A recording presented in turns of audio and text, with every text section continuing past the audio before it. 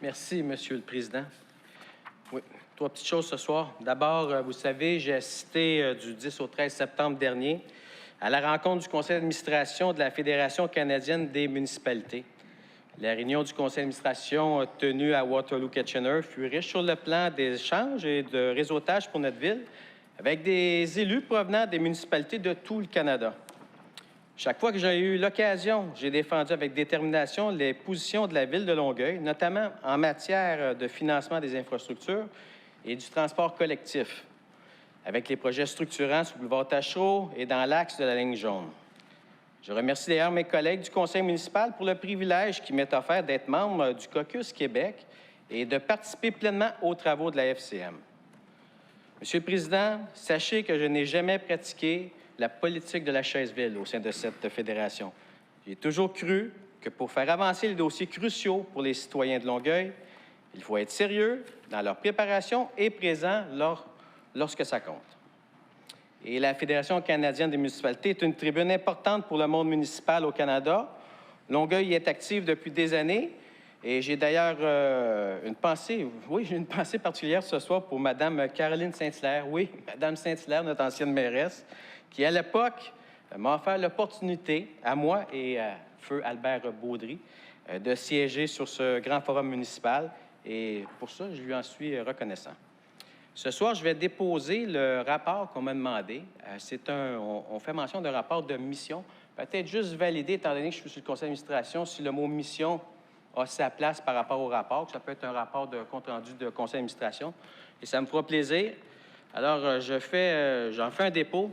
Et comme vous pouvez voir, c'est volumineux. Je ne sais pas comment vous allez transférer ça à nos élus. Je vous laisse cette tâche.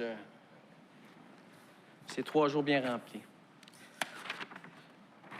Sur un autre sujet, vous savez, Monsieur le Président, vous n'êtes pas sans savoir non plus que le 10 octobre dernier, les membres du Conseil ont eu une séance plénière pré-saison sur le déneigement. Tout le monde s'est entendu pour dire qu'on doit faire mieux cette année, beaucoup mieux que les années antérieures. Mais j'avoue que je demeure très prudent par rapport aux orientations qui nous ont été présentées. J'ai un profond respect pour le travail de nos fonctionnaires qui sont dévoués à la qualité des services. Mais je crois aussi qu'on ne leur donne pas toute la latitude, Monsieur le Président, la latitude dont ils ont besoin pour nous suggérer des améliorations. À titre d'information et pour le bénéfice des citoyens, voici ce que l'opposition officielle a mis de l'avant au cours des derniers mois et que nous croyons souhaitable pour l'amélioration du déneigement à Longueuil. Tout d'abord, je l'ai mentionné à plusieurs reprises, d'ouvrir la rue de bordure à bordure, et ça, dès les premiers 3 cm de précipitation. D'interdire le stationnement plus souvent pour permettre un meilleur nettoyage de nos rues. Déneiger un trottoir sur 2 dans les rues locaux et utiliser l'autre trottoir pour souffler la neige. Comme on dit, mieux vaut un trottoir bien dégagé que 2 à moitié bien faits. Et aussi un point très important, je sais qu'on en parle dans le rapport, mais par contre, c'était primordial d'augmenter le nombre de contremaîtres sur le terrain, aller même, je ne sais pas la main qui doivent s'y prendre, qu'il y ait un genre de bordereau, parce qu'on peut peut-être leur trouver des solutions, qu'il y ait un bordereau qui soit signé lorsque le contremaître a vraiment, pas le contremaître, que les employés ont vraiment nettoyé les rues. Et du moment que c'est signé, bien, à ce moment-là, bien, ils pourront récupérer les sommes d'argent au contrat. Mais ça, je pense que la surveillance de travaux est primordiale.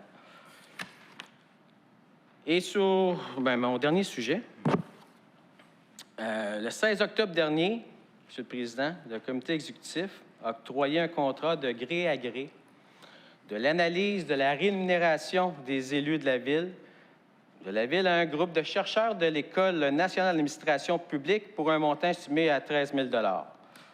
Le contrat prévoit que le rapport doit être remis au plus tard le 16 janvier prochain.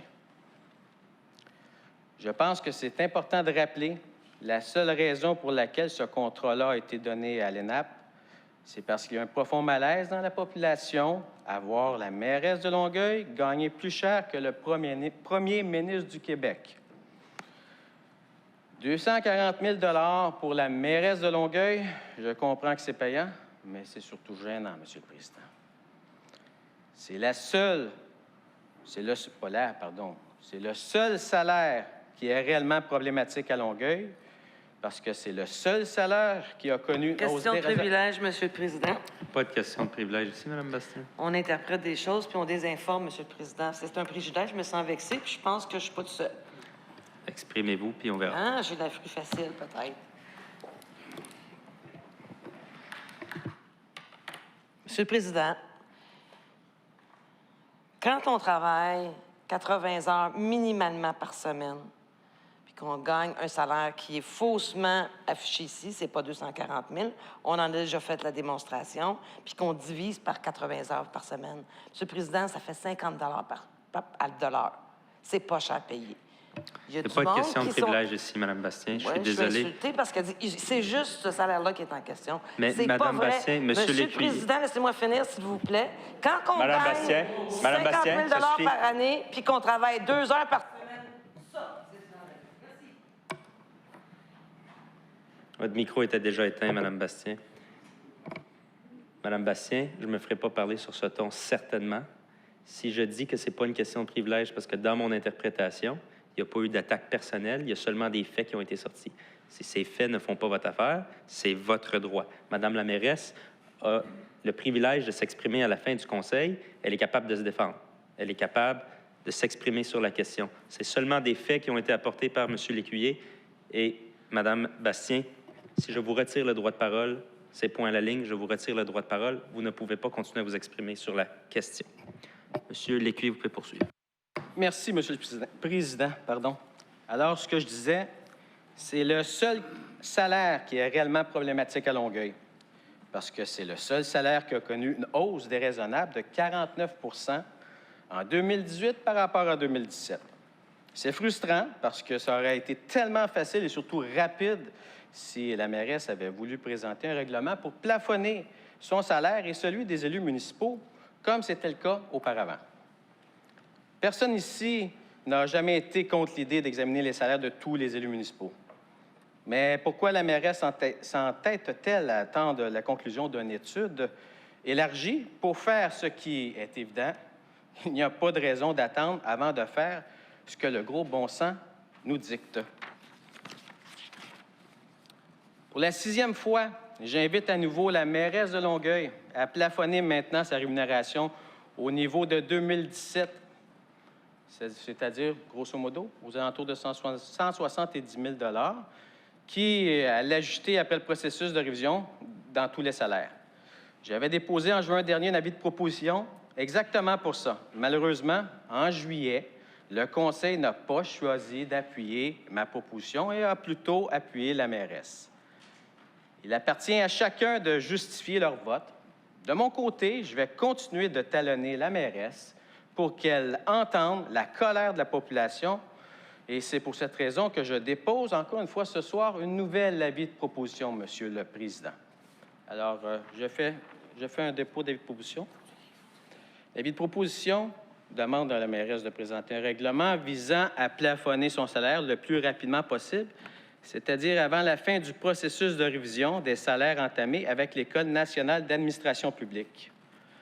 Considérant que la loi 122 sur l'autonomie municipale permet le cumul de la rémunération de chacun des postes occupés par la mairesse, considérant que depuis les révélations faites le 18 avril dernier dans les médias concernant la rémunération de 240 444 de la mairesse de Longueuil, les réactions négatives et d'indignation des citoyens se multiplient.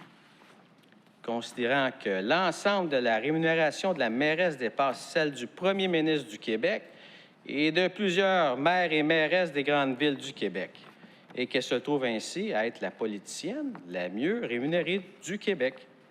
Il m'en reste 2, Monsieur le Président.